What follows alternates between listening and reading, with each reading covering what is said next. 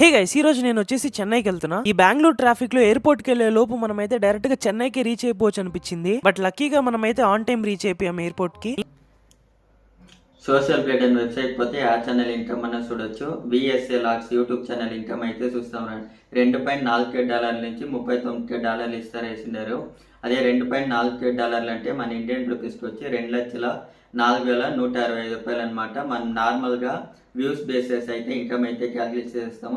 Views అయితే జాస్తి lowest కదా వస్తుంది. వ్యూస్ అయితే 22K అట్లా వస్తుంది. వీళ్ళకి అమౌంట్ అయితే కమ్మీ కదా వచ్చింటుంది. మన నార్మల్గా వ్యూస్ ఎంత వచ్చింది బేస్ చేసి క్యాల్కులేట్ చేస్తామండి.